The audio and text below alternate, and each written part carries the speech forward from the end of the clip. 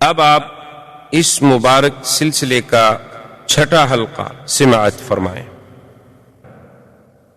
کو بھلائی کا حکم کرو اور برائی سے روکو، ورنہ تو تم مسلمان نہیں بن سکتے۔ اب سیدنا صدیق رضی اللہ تعالی عنہ چلے، حضرت عثمان کے پاس آئے، ان پہ اسلام پیش کیا، فاسلم عثمان، حضرت عثمان بھی مسلمان ہو گئے۔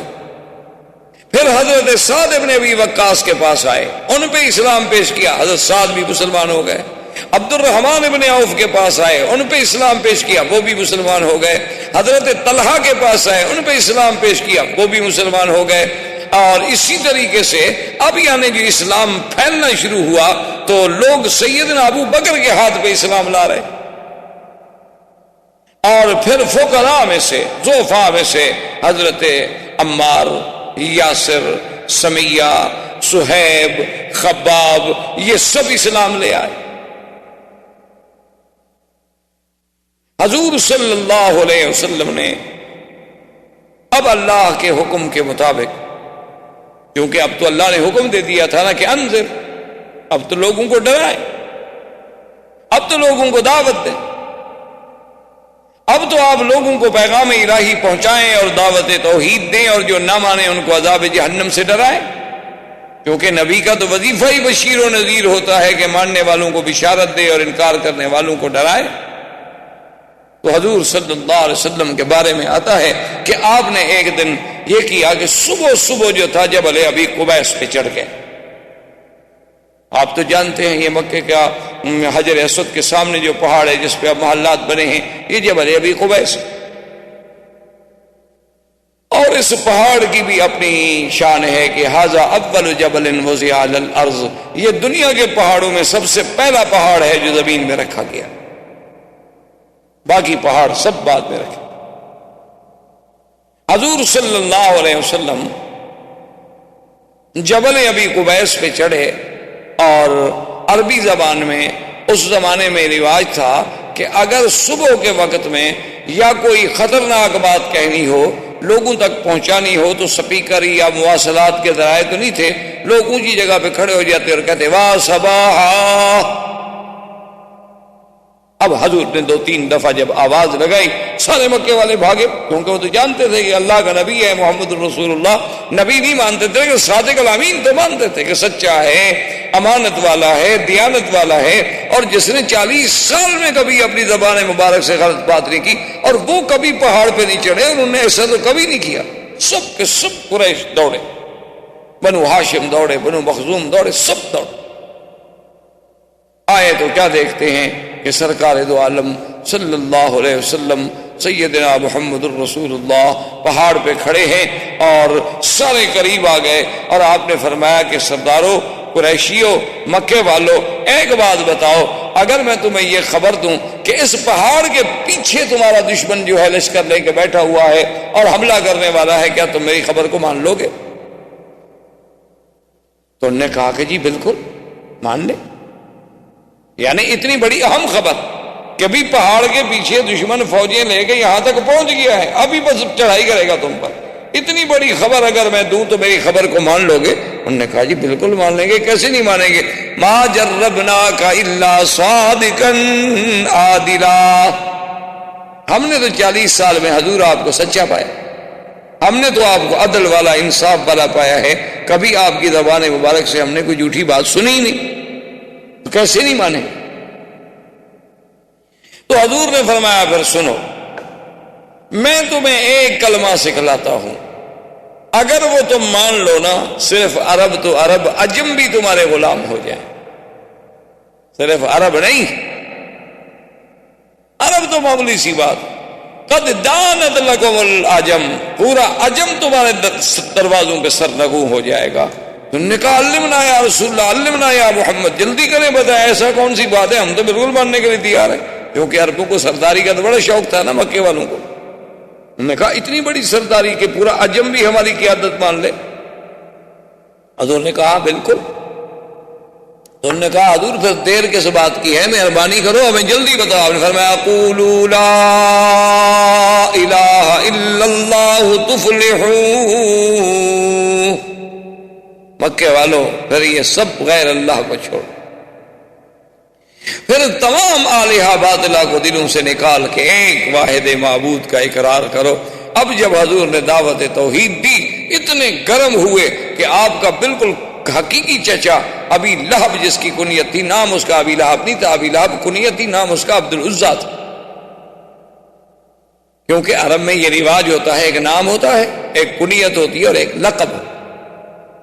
تو اس کا نام تو عبد العزیٰ تھا لیکن کنیت ابی لہب تھی، اور علماء نے یہ بھی لکھا ہے کہ ابی لہب کنیت اس لیے رکھی گئی کہ اتنا خوبصورت آدمی تھا کہ اس کے رخسار ایسے جلتے تھے جیسے انگارے چمک رہے، اتنا سرخ۔ تو اس نے بدبخت نے سرکار دو عالم صلی اللہ علیہ وسلم کی شان میں سب سے پہلی جو گستاخی کی تو ابی لہب نے کی، کہا کہ تبًا لک لہذا جمعتنا، کہنے لگا نعوذ باللہ، ہلاکت ہو آپ کے لیے، آپ کے ہاتھ ٹوٹ جائیں۔ ایک محاورہ ہے عرب کا تبًا، تو اس نے کہا کہ آپ جو ہاتھ ٹوٹ جائیں نعوذ باللہ، آپ کے لیے اسی لیے ہمیں بلایا تھا، یہی ایک کلمہ ہمیں سنانا تھا، اسی لیے تم نے ساری برادری کو تکلیف دی، اکٹھا کر لیا۔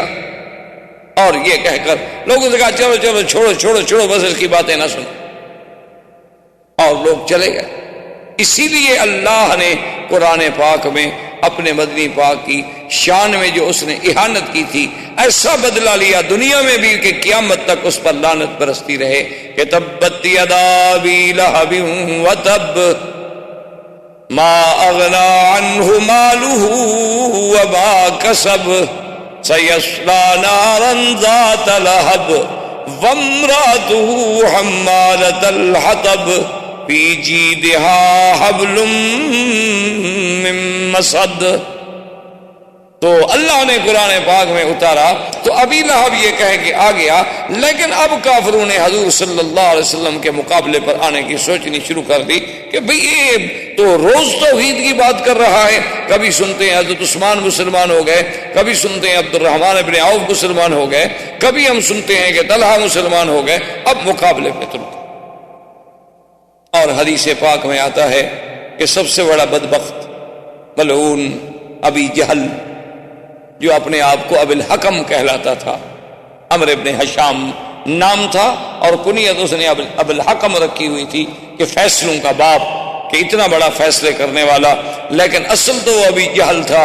ایک دن میرے آقا طواف کر رہے ہیں اور قریش جو تھے طواف کے کناروں پہ بیٹھے ہیں، اور جب حضور ان کے قریب گزرتے ہیں تو اللہ معاف فرمائے اپنی اپنی زبان میں انتہائی نازیبا باتیں حضور سے کہتے ہیں، لیکن وہ دامنے، وہ یعنی کوہ استقامت، وہ صبر و استقامت کا پہاڑ، وہ رحمت دو جہاں کہ جس کی زبان کے مبارک سے کبھی دشمن کے لیے بھی کوئی گندی بات نہ نکلی، وہ رسول عربی، وہ رسول عربی، وہ نبی الامی الہاشمی، وہ رحمت للعالمین، کہ جو فرماتے تھے انما بعثت رحمتا، اللہ نے مجھے رحمت بنا کے بھیجا ہے۔ آپ فرماتے تھے میں کیسے کسی کو لعنت کروں، اللہ نے مجھے لعنت کرنے والا بنا کے نہیں بھیجا۔ ابو جہل نے ایسی بدبختی نے گستاخی کی حضور کی شان میں جو ناقابل نقل ہے۔ اللہ اکبر، اور حضور کوئی جواب نہیں دے، حضور صلی اللہ علیہ وسلم سنتے ہیں اور اپنے طواف۔ آخر ابو جہل نے سامنے آ کر دھمکی دی، ایک عورت دیکھ رہی تھی، اسے احساس ہوا کہ اب یہ قریش اتنے گرم ہیں، معلوم ہوتا ہے کہ یہ لازماً حضرت محمد الرسول اللہ صلی اللہ علیہ وسلم کو تکلیف پہنچائے، تو اب عورت بیچاری مقابلہ تو نہیں کر سکتی۔ ایک روایت مبارک میں آتا ہے کہ اس عورت نے جا کے سیدہ فاطمہ الزہرا سے کہا، اور بی بی فاطمہ الزہرا جب آئی اس نے دیکھا کہ میں بھی ایک عورت کا کیا مقابلہ کروں، تو انہوں نے جا کے حضرت صدیق کو خبر دی، اور حضرت صدیق آئے اور کافروں کے اور حضور کے درمیان میں آ کے دیوار بنی۔ ظالمو، بات نہ مانو، تمہاری مرضی، لیکن تمہیں یہ کیا بات ہے کہ تم لڑنے اور مرنے پہ آمادہ۔ اور بعض روایات میں یہ بھی آیا ہے کہ حضرت صدیق رضی اللہ تعالی عنہ کو بھی انہوں نے مارا اور حضور صلی اللہ علیہ وسلم پر بھی حملہ کیا، لیکن بعض مفسرین محدثین کہتے ہیں کہ نہیں، یہ واقعات بعد کے ہیں۔ اس دفعہ تحدید جو تھی وہ صرف زبانی کلامی رہی، لیکن سب سے زیادہ گستاخی کرنے والا جو تھا وہ ابو جہل۔ جناب جب ابو جہل کے بارے میں اس عورت نے تو سن لیا تھا نا کہ ابو جہل کیسی کیسی باتیں کہہ رہا ہے حضور کو، تو وہ دوڑی ہوئی گئی تو اس نے جا کے سیدنا حمزہ رضی اللہ تعالیٰ عنہ کو کہا کہ حل سمیتا، تمہیں پتا ہے کہ ما قال ابی جہل نے آج کیا کیا؟ اس نے کہا کیا؟ چونکہ حضرت حمزہ شکار کھیلنے کے لیے گئے ہوئے تھے اور شکار کھیل کے ہی باہر جنگل سے تشریف لا رہے تھے کہ راستے میں عورت مل گئی. اس نے کہا آج تو اس نے ایسی ایسی باتیں کی، اتنی نعوذ باللہ سب کو شتم کیا اور اتنی تحدید کی اور اتنی دھمکیاں دی کہ زمین پھٹ جاتی، لیکن کوئی بھی حضور کی طرف سے جواب دینے والا نہیں تھا اور حضور صبر کر کے سنتے رہے. حضرت حمزہ کا خون کھول گیا. اب اسلام تو نہیں لائے تھے، مسلمان نہیں ہوئے تھے. حضرت حمزہ نے اپنا شکار وکار وہیں پھینکا اور دوڑے تلوار لے کر اور پوچھا آئین ابی جہل، ابا جہل کا. انہوں نے کہا وہ دار الندوہ میں بیٹھا ہے. تو دار الندوہ میں پہنچے اور آتے ہوئے ابی جہل کے سر پہ تلوار الٹی کر کے ماری کہ اس کے سر کو زخمی کر دیا اور خون بہنے لگا. انہوں نے کہا حل تسب محمد، خبردار تم محمد مصطفیٰ کو گالیاں دیتے ہو. اللہ کے نبی کے خلاف کوئی اگر زبان ہلے گی تو میں زبان کھینچ لوں گا. تم نہ مانو ان کی بات کو، لیکن یہ تمہیں کس نے حق دیا ہے کہ گالیاں دو؟ تمہیں نہیں پتا کہ میں ابھی زندہ ہوں؟ تمہیں نہیں پتا کہ حمزہ ابھی دنیا میں موجود ہے؟ اور اس کو مار کر بنی مخزوم کو جب پتا چلا تو وہ وہاں سے تلواریں لے کے نکلے حضرت حمزہ کے مقابلہ کرنے کے لیے. بنو مخزوم جو تھا وہ قبیلہ تھا ابی جہل کا، اصل قبیلہ تو قریش تھا نا، پھر آگے شاخیں تھیں، کہیں بنو ہاشم تھے، کہیں بنو مخزوم تھے، کہیں بنو کلاب تھے، کہیں بنو، اصل تو قریش تھے. تو وہ جناب جب دوڑے تو ابو جہل آدمی تو بہرحال یعنی اپنی دنیاوی اعتبار سے تو بڑا سمجھدار تھا. اس نے اپنے قبیلے سے کہا کہ لا تفعلوا شیئا لا تقولوا شیئا، خبردار حمزہ کو کچھ نہ کہنا، زیادتی تو میری ہے، میں نے حضور کی شان میں گستاخی تو کی، گالیاں تو دی. اللہ کے نبی نے حضرت محمد رسول اللہ صلی اللہ علیہ وسلم نے تو مجھے کچھ نہیں کہا تھا، لیکن میں نے زیادتی کی. تو اب اگر حمزہ نے اپنی اس زیادتی کا بدلہ لیا ہے تو ٹھیک ہے، آخر حضرت حمزہ تو ان کے ابن عم ہیں. تو حضرت حمزہ اس خوشی میں پوچھتے ہوئے آئے کہ این محمد صلی اللہ علیہ وسلم، کہ محمد رسول اللہ کہاں؟ انہیں بتلایا گیا کہ حضور اپنے گھر میں. تو حضرت حمزہ رضی اللہ تعالی عنہ اسی عالم میں تشریف لائے اور آگے کہا کہ ابشر یا محمد، کہ محمد پاک مبارک ہو، میں نے تمہارا بدلہ لے لیا، انتقام لے لیا میں نے ابی جہل سے کہ اس نے آپ کی شان میں زبان درازی کی، اور میں نے دار الندوہ میں سرداروں کے سامنے، روسائے کفار قریش کے سامنے اس کے سر پہ تلوار مار کے سر زخمی کر دیا. حضور چپ. تو حضرت حمزہ نے کہا حضور میں اتنا بڑا مقابلہ کر کے آ رہا ہوں، یعنی میں نے ابو جہل سے لڑائی لے لی، بنو مخزوم سے لڑائی لے لی، اور آپ کو خوشی نہیں ہوئی. آپ نے فرمایا حمزہ مجھے تو خوشی تب ہوگی جب تم کہو گے لا الہ الا اللہ. یہ بدلہ لینا تو معمولی سی بات، یہ تو تم نے میری ذات کا دفاع کیا ہے، تم نے میرے دین کا تو دفاع نہیں کیا. یہ تو میری ذات کے لیے تم کھول گئے، تمہارا خون کھول گیا، اور یہ تو قبیلوں کی بات ہے، قبیلے والے کی مدد کرتے ہیں، لیکن مجھے تو تب خوشی ہوگی جب تم میرے دین کے سپاہی بنو گے، میرے دین کا دفاع کرو گے. فشہد وقال واسمع یا رسول اللہ اشہد ان لا الہ الا اللہ واشہد ان محمد رسول اللہ. انہوں نے کہا حضور پھر سن لیں، اگر آپ کو اسی پہ خوشی ہے تو پھر گواہ ہو جائیں گے میں بھی مسلمان ہوتا. اب حضرت حمزہ بھی مسلمان ہو.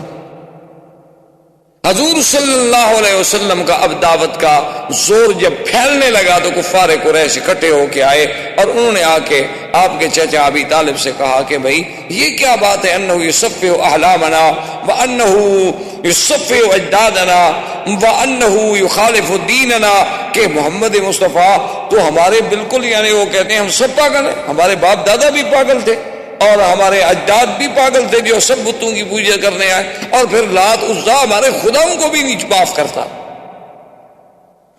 اس کا کیا کیا جائے؟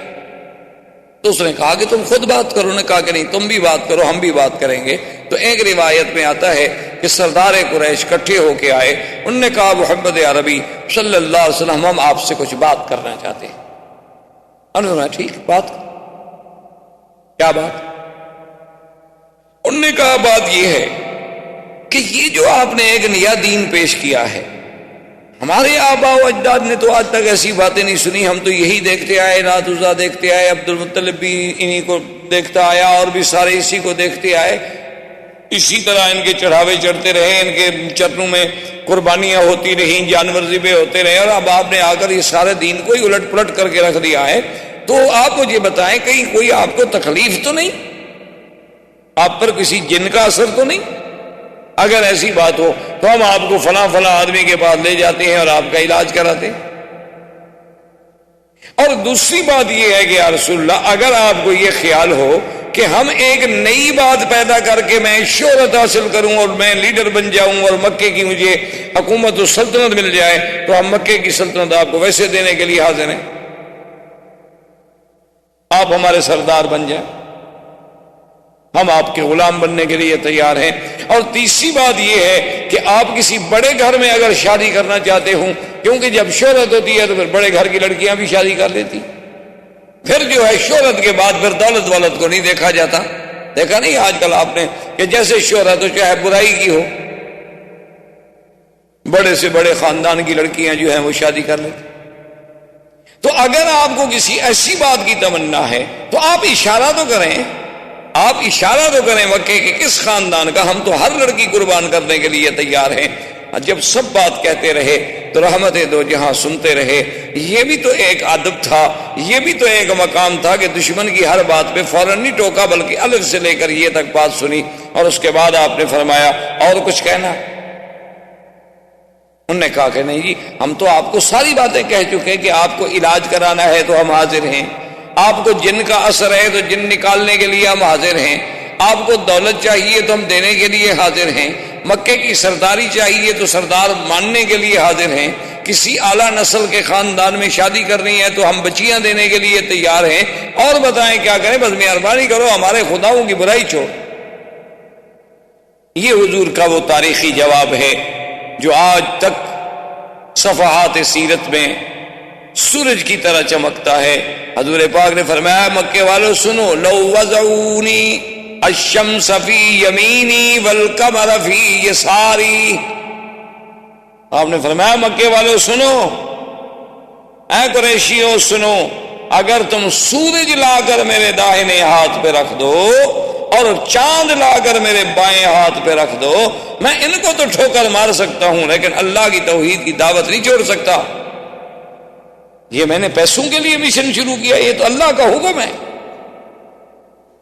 مانا یہ تھا کہ اگر ساری دنیا کی شاہی دے دو، دیکھو نا تم بھی تو مثالیں دیتے ہو نا جی کہ برطانیہ کی اتنی بڑی حکومت تھی کہ ان کی حکومت میں سورج نہیں ڈوبتا تھا، مانا یہ ہے سورج نہ ڈوبنے کا، یعنی ملک اتنا بڑا تھا کہ ایک جگہ غروب ہو رہا ہے دوسری جگہ طلوع ہو رہا ہے، مانا یہ تھا۔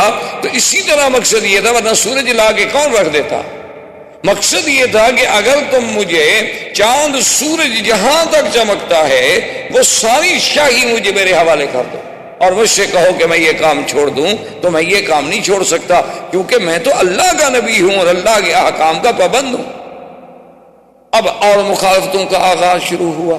اب لوگوں نے کہا کہ کریں کیا، اور ساتھ ان کو یہ تکلیف ہوتی کہ عجیب بات یہ ہے کہ جو بھی حضور کے قریب جاتا ہے وہ فوراً مسلمان ہو جاتا ہے، جو نفرت ہے ان قریب نہیں جاتا، کیونکہ آپ اگر اینک پہن لینا جی سرخ شیشے والی تو پورا علاقہ آپ کو سرخی نظر آئے گا، اور سبز پہنے تو سبز نظر آئے گا۔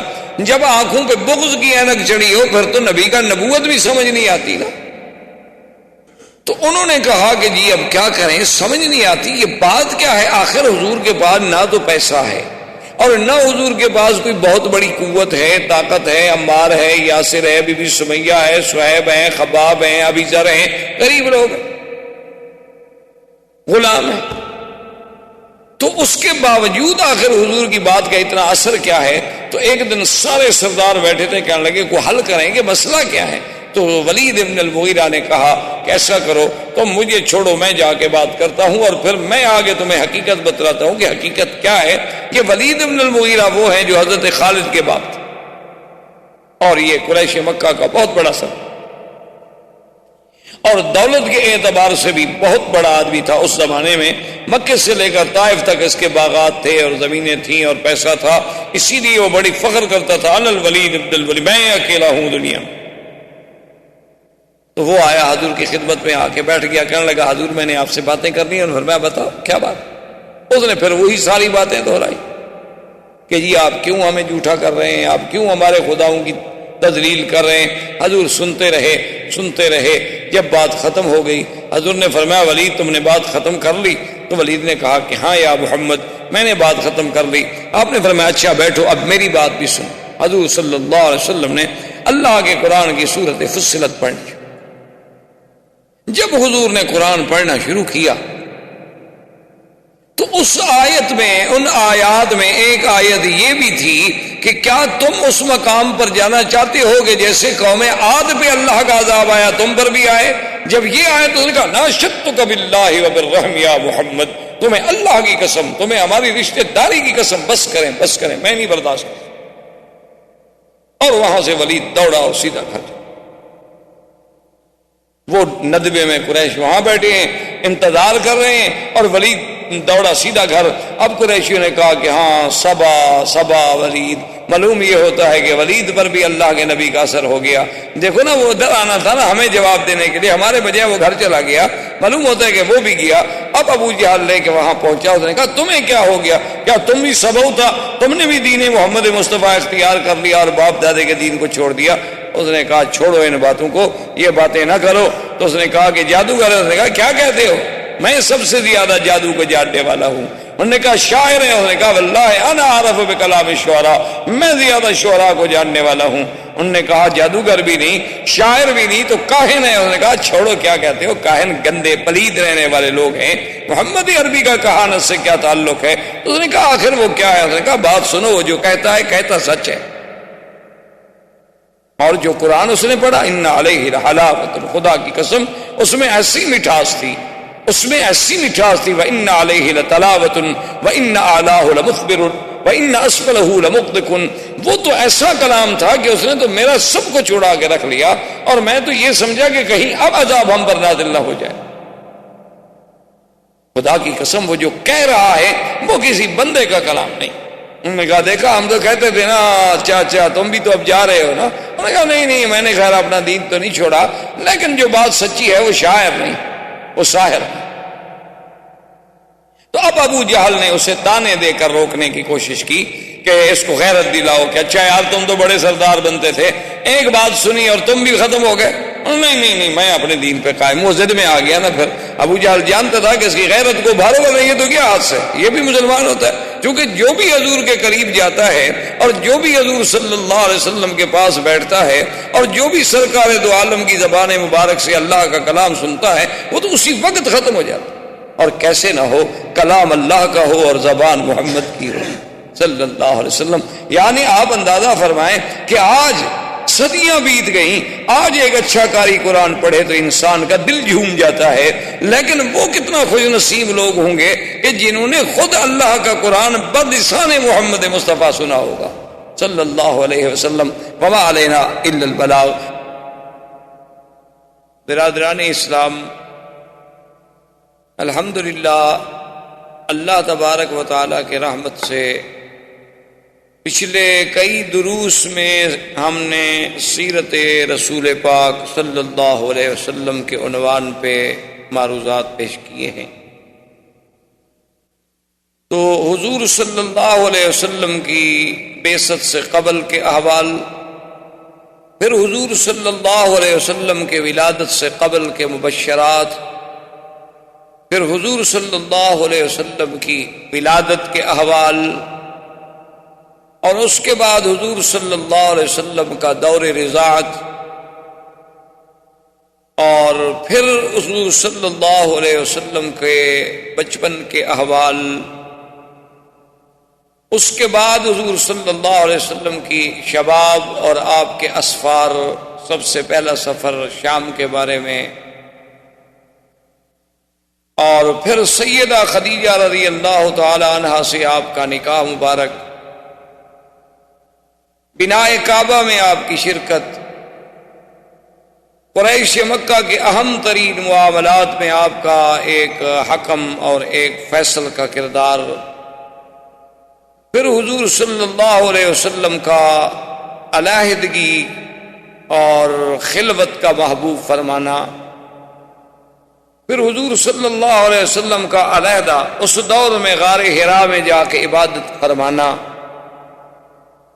اور غار حرا کی اس دور میں جبریل علیہ السلام کا آپ پر سب سے پہلی دفعہ اترنا،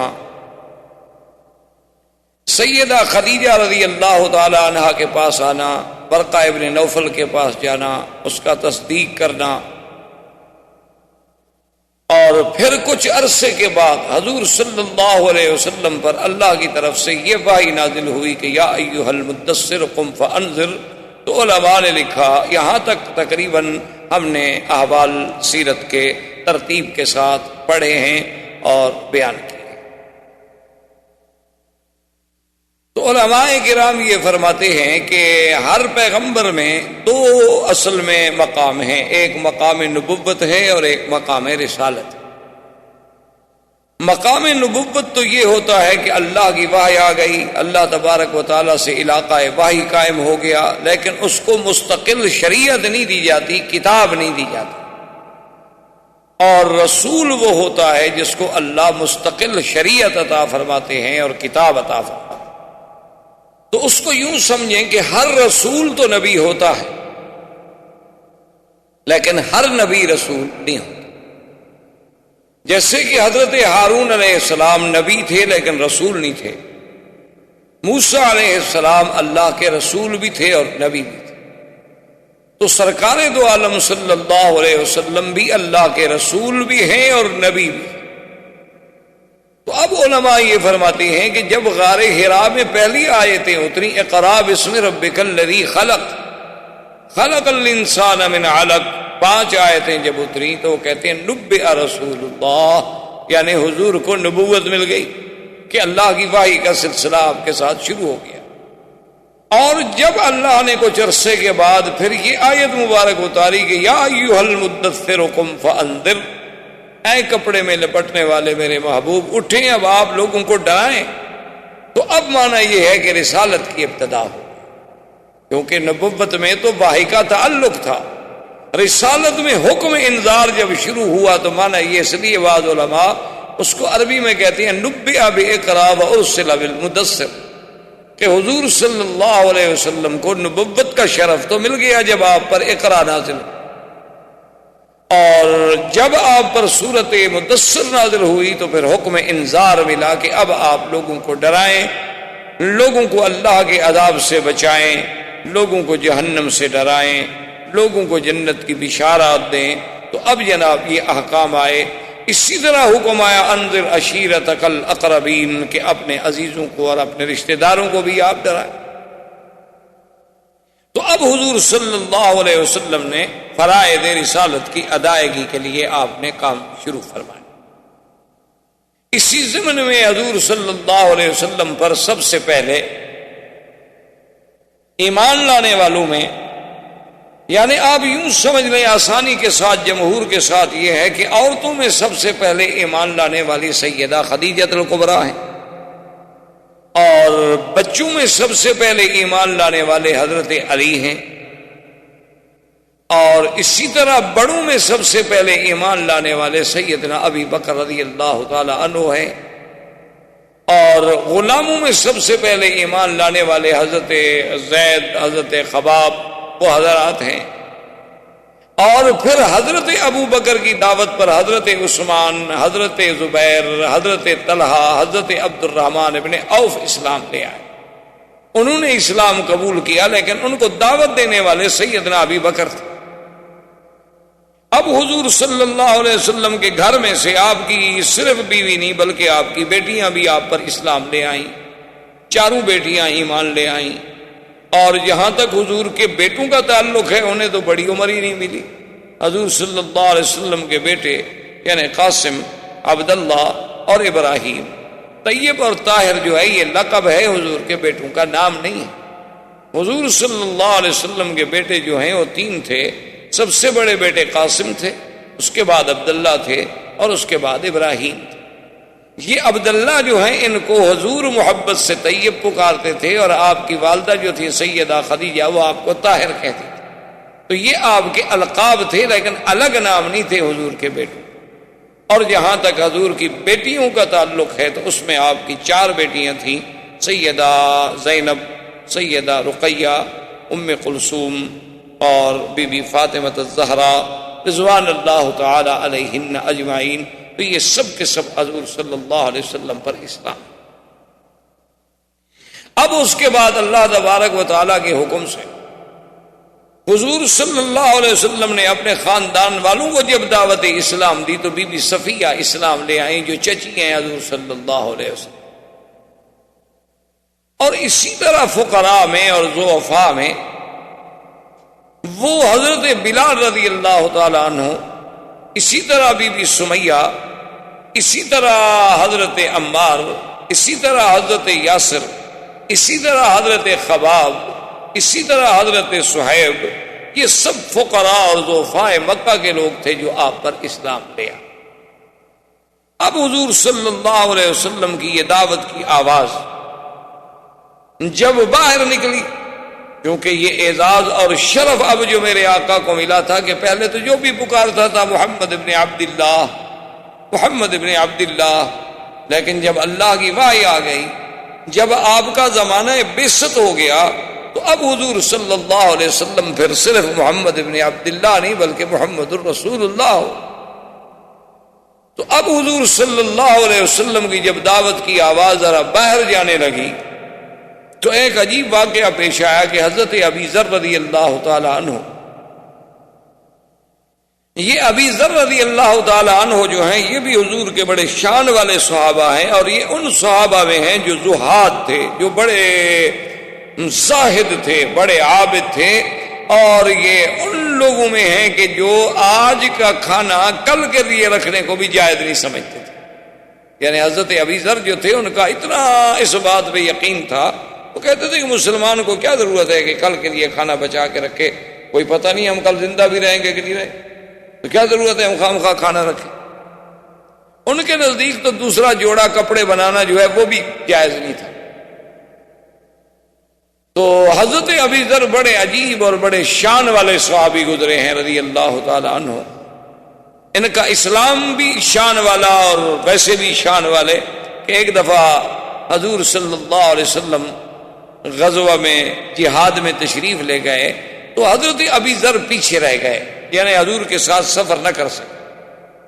تو حضور کو بڑی تمنا تھی کہ ابی ذر رہ گئے، کیونکہ حضور کے ساتھ جہاد میں جانا کوئی معمولی سا شرف تو نہیں ہوتا تھا کہ جن لوگوں کو جہاد نصیب ہو اور بس صحبت محمد الرسول اللہ صلی اللہ علیہ وعلا آلہ وسلم۔ تو حضور صلی اللہ علیہ وسلم نے 1-2 دفعہ اپنے صحابہ سے بھی پوچھا کہ بھئی ابی ذر نہیں آئے، تو اب صحابہ کہیں کہ حضور وہ تو نہیں آئے۔ پھر حضور نے کچھ وقفے کے بعد پوچھا کہ اچھا ابی ذر نہیں آئے، تو صحابہ نے کہا کہ حضور وہ تو رہ گئے، خدا جانے کیا وجہ ہے، وہ تو سفر نہیں کر سکے اس دفعہ۔ تو پڑاؤ کر کے آپ کا قافلہ بیٹھا ہوا تھا، صحابہ آپ کے ارد گرد بیٹھے ہوئے تھے، دور سے غبار اڑتی ہوئی نظر آئی جیسے کہ کوئی ایک سوار آ رہا ہو۔ تو حضور نے جب نظر ڈالی، دور تھے، ابھی کچھ نظر نہیں آ رہا تھا، صرف غبار اڑتی ہوئی نظر آ رہی تھی۔ تو آپ نے فرمایا کن ابا ذر، کہ خدا کرے تو ابو ذر ہو، یعنی آنے والا جو ہے خدا کرے تو ابی ذر ہو۔ تھوڑی دیر گزری تو جا ابی ذر، حضرت ابی ذر حاضر ہو گئے۔ حضور نے فرمایا کہ ابی ذر تم عجیب آدمی ہو، قافلہ چلا آیا اور تم اکیلے رہ گئے۔ تو ابا ذر آپ نے فرمایا کہ تحیا وحدہ تعیش وحدہ وتموت وحدہ، کہ ابو ذر اچھا تمہاری زندگی عجیب ہے کہ اب تو معلوم یہ ہوتا ہے کہ تم زندہ بھی علیحدہ رہو گے، زندگی بھی علیحدہ گزارو گے، اور موت بھی تمہیں علیحدگی میں آئے گی۔ حضور صلی اللہ علیہ وسلم کی زبان مبارک سے یہ لفظ نکل گئے۔ اب اللہ کے نبی کی زبان سے جو بات نکلے تو اللہ تو اس کو پورا فرما ہی دیتے ہیں۔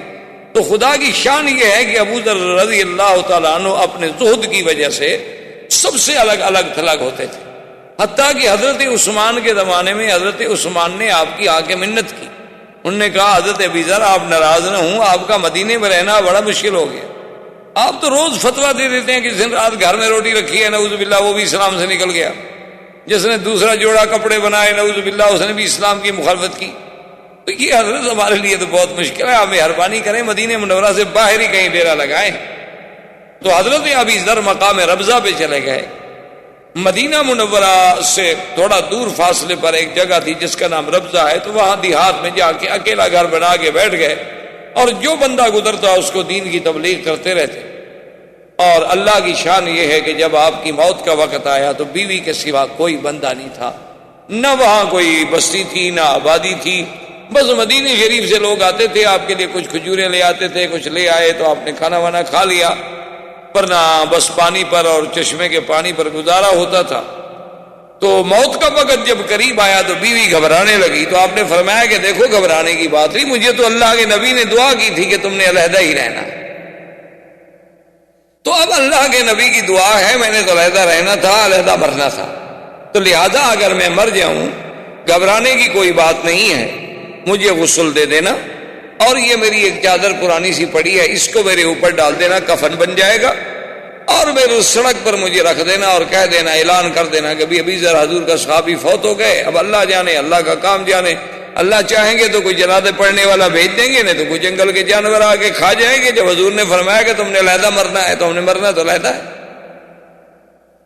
تو آپ کی زوجہ محترمہ نے آپ کی وصیت کے مطابق آپ کی موت کے بعد آپ کو غسل دیا، کفن دیا، اعلان کیا کہ مات ابی ذر صاحب رسول اللہ صلی اللہ علیہ وسلم، کہ آج حضور کا وہ ساتھی، حضور صلی اللہ علیہ وسلم کا دیوانہ و پروانہ ابی ذر فوت ہو گیا ہے، یا اللہ تو جانتا ہے میں اکیلی عورت ہوں، میں کیا کر سکتا۔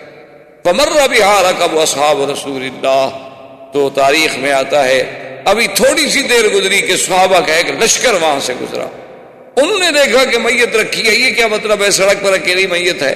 فلما سالوا فوجدوا ابا ذر، جب انہوں نے تحقیق کی تو ابی ذر کا جنازہ ملا تو بڑے خوش ہوئے، جنازہ پڑھا اور وہیں ابی ذر رضی اللہ تعالی عنہ کو دفن کیا۔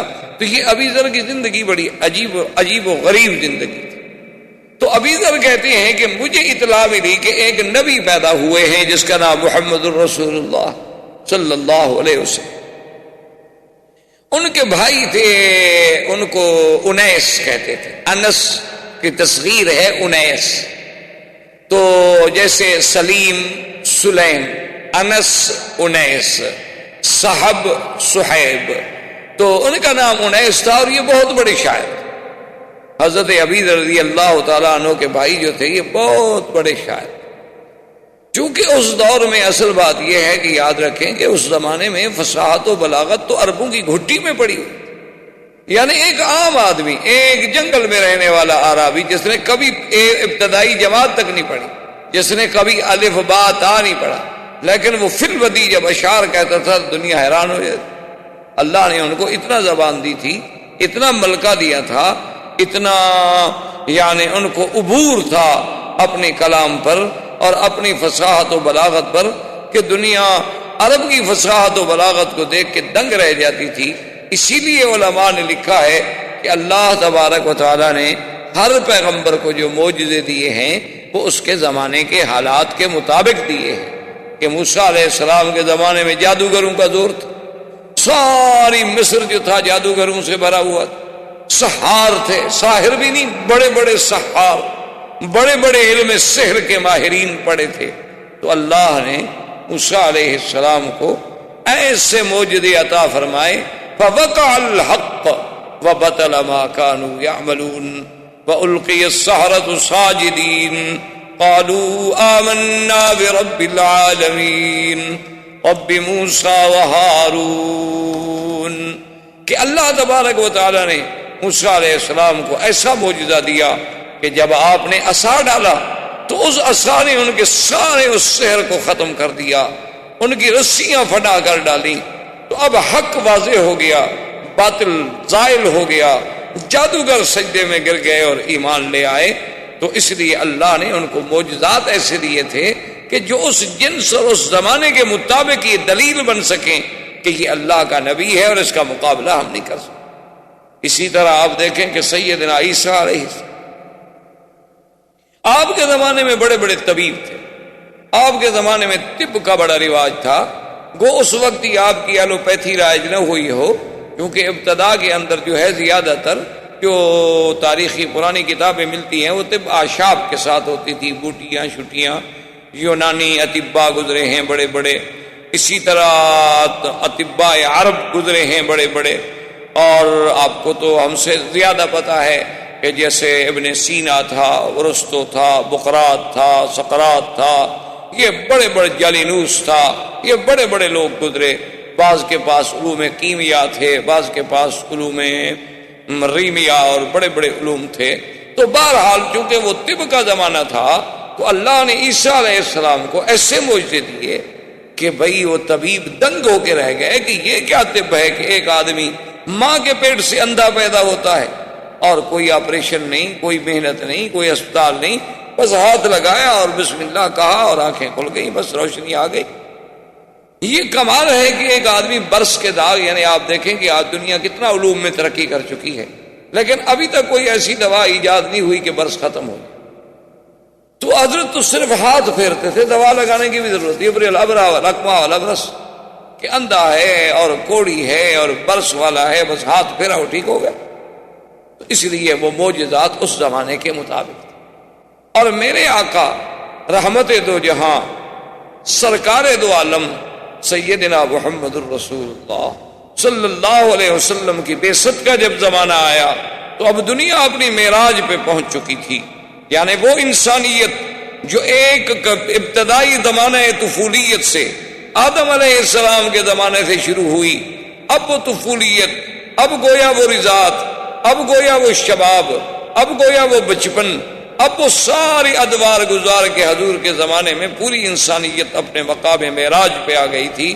اور فصاحت و بلاغت کا یہ عالم تھا کہ شعراء عرب اپنے کلام کو لے کے اللہ کے کعبے پہ لکھ کے لٹکا دیتے تھے کہ کوئی ہے مائی کا لال جو ہمارے اس بحر میں لکھے، ہمارے اس رجز کا جواب دے، ہماری اس نثر کا مقابلہ کرے، ہماری اس نظم کا مقابلہ کرے۔ تو اس لیے قصائد معلقہ آج بھی ہماری کتابیں جو ہیں معلقات سبع معلقہ کے نام سے، وہ سبع معلقہ کیا تھے کہ مختلف شعراء نے لکھ کے لٹکا دیے تھے کہ اس کا مقابلہ کریں۔ تو اب چونکہ یہ فصاحت و بلاغت کا دور تھا، زمانے میں اتنی فصاحت و بلاغت تھی کہ جب عرب بات کرتے تھے تو حیرت ہوتی تھی ان کی بات سے، یعنی آپ ان کی فصاحت و بلاغت اور ان کی جزالت اور ان کا نئے سے نئے انداز میں گفتگو کرنا، یہ چیزیں جو تھی، اور بڑا اشارات و کنایات، اللہ نے اپنے نبی کو ایسا معجزہ دیا قرآن کہ تمام دنیا کے فصحاء و بلغاء جو تھے وہ دنگ رہ گئے، کوئی ہمت نہ کر سکا کہ اللہ کے قرآن کے مقابلے پہ آئے۔ یعنی آپ دیکھیں ان کے یعنی فہم کا عالم، کہ ایک قیس شاعر گزرا ہے، ایک تو امراء القیس تھا نا، ایک اور شاعر تھا قیس، وہ گزرا، بادشاہ غصے میں آ گیا، اس کی بڑی لمبی چوڑی کہانی ہے۔ تو غصے میں آنے کے بعد بادشاہ نے اس کو بلوایا اور سزائے موت جاری کی۔ بہرحال بادشاہ سزائے موت جب دے دی، اس کو پکڑ کے جب لے جا رہے تھے موت کے لیے، تو جو اس وقت سپاہی ہے جو کچھ سب تھے، تو انہوں نے کہا کہ دیکھو تم ابھی مر جاؤ گے، ہم تمہیں پھانسی دے دیں گے، لیکن اگر تمہاری کوئی وصیت ہے، کوئی پیغام ہے تو وہ دے دو، اور تو ہم کچھ نہیں کر سکتے، لیکن ہمارے ہاں بھی یہ رواج ہے کہ آخری وصیت پوری کی جاتی، تو آپ ہمیں کوئی پیغام دے دیں۔ انہوں نے کہا میں نے کیا پیغام دینا ہے، شاعر آدمی ہوں، نہ میری کوئی اتنی بڑی برادری ہے، میری تو صرف 2 لڑکیاں ہیں اور فلاں شہر میں رہتی ہیں، اور کبھی آپ لوگوں کا وہاں آنا جانا ہو تو بس ان کو اتنا کہہ دیجئے گا کہ یا ابنتا قیس ان اباکم، بس۔ انہوں نے کہا دیکھو بیچارہ موت کی وجہ سے سٹیا گیا، دماغ چل، یہ کیا پیغام ہوا بھی یا ابنتا قیس ان اباکما، کہ اے 2 قیس کی بیٹیاں تحقیق تمہارا باپ، کیا ہوا ہے، یہ کیا پیغام ہے بھائی؟ تو انہوں نے کہا اچھا ٹھیک ہے پہنچا دیں۔ انہوں نے کہا اب یہ تو مر رہا ہے، جان چھوڑے، وہ مر گیا، پھانسی دے دی گئی، ختم ہو گیا۔ مدتیں گزر گئی، سال 2 سال جتنے گزرے، اتفاق سے وہ 2 سپاہی یعنی اتفاقاً اس گاؤں میں گزرے جس گاؤں میں وہ قیس رہتا تھا، تو ان کے دماغ میں بات یاد آئی۔ انہوں نے کہا کہ چلو بھائی ہم اس کی وصیت پوری کرنے تو نہیں آئے، لیکن اتفاق سے یہاں آئے ہوئے ہیں، تو اب اسی بستی میں رہتے ہوئے اگر ہم ایک پیغام اس کو دے دیں تو کیا مشکل ہو جائے گا؟ انہوں نے کہا دے دو. انہوں نے آگے پوچھا بھی یہاں کوئی قیس نامی شاعر تھا؟ انہوں نے کہا ہاں. انہوں نے کہا اس کی کوئی اولاد؟ نے کہا اس کی 2 بیٹیاں ہیں، وہ بیچاری غریب ہیں، بکریاں شکریاں چرا رہی ہوں گی فلاں جگہ پر. تو انہوں نے آپس میں مشورہ کیا. انہوں نے کہا کہ بھائی بات یہ ہے کہ وہ اس کا پیغام تو ہم پہنچا دیتے ہیں، پہلے تو دماغ پہ زور دیتے رہے کہ کیا کہا تھا. اس نے کہا یہ کہا تھا، اس نے کہا یہ کہا تھا. اس کے بعد خیر بہرحال ان کو بات یاد آ گئی. انہوں نے کہا پیغام دے دیتے ہیں لیکن اس کی بچیوں کو یہ نہیں بتلاتے ہیں کہ تمہارا باپ جو ہے وہ قتل ہو گیا، بادشاہ نے پھانسی دے دی. لڑکیاں ہیں بیچاری روتی رہیں گی، ہم کیوں خواہ ان کو غم میں مبتلا کریں. اگر ان کو اطلاع مل چکی ہے تو الگ بات ہے، ورنہ یہ ہے کہ ہم یہ پیغام دے کے چلے جائیں، بعد میں کوئی بتائے گا کہ مر گیا ہے نہیں مر گیا، ہم کیوں بیچارے وہ مصیبت پہ ڈالیں. انہوں نے کہا ٹھیک ہے. وہ دونوں آ گئے. وہ بکریاں چرا رہی تھی، ان کو ملے، پوچھا کہ ابنتا کیسے؟ نہ کہا کیا بات؟ انہوں نے کہا تمہارا باپ میرے. کہا کہاں، ہم تو باپ کے لیے بہت پریشان ہیں، 2 سال ہو گئے باپ نہیں آئے.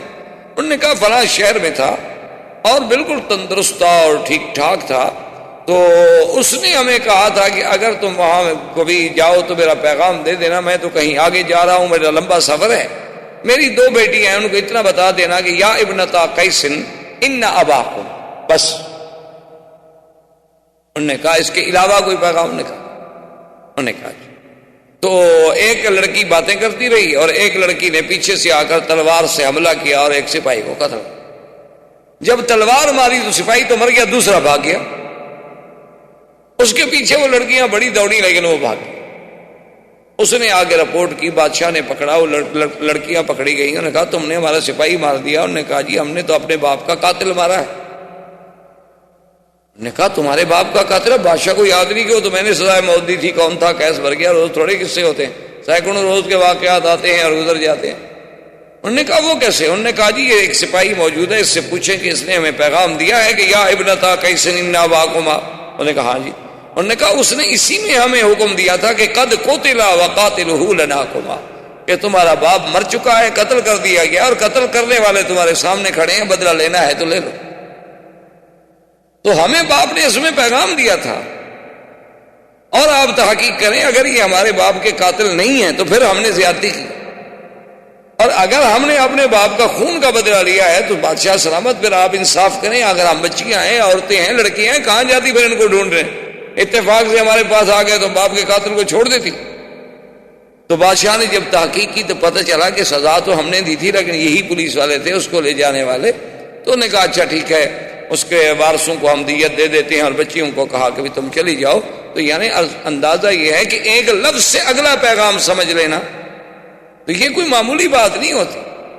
یہ فصاحت و بلاغت جو ہے یہ بھی اللہ کی ایک دین ہے، ہر کسی کو نہیں ملتی. آپ کے ہاں بھی آپ کی تاریخ ہند میں بھی بڑا ایک مشہور واقعہ گزرا ہے نا جی، کہ شہنشاہ ایران اس زمانے میں جب وہ آج سے یعنی صدیوں پہلے، تو اس کے بیٹھے ہوئے ایک شاعر نے، یا کہتے ہیں کہ شہنشاہ ایران نے خود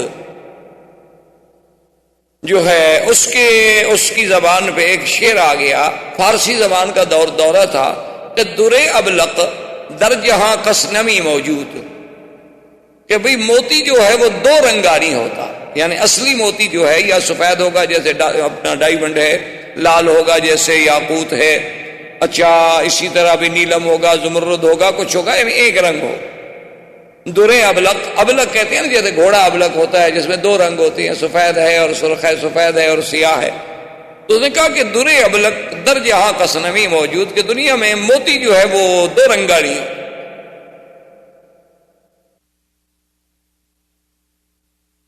اچھا یہ پہلا مصرع تو شاعر کہہ بیٹھا یا بادشاہ کہہ بیٹھا، اب دوسرا مصرع نہ بنے.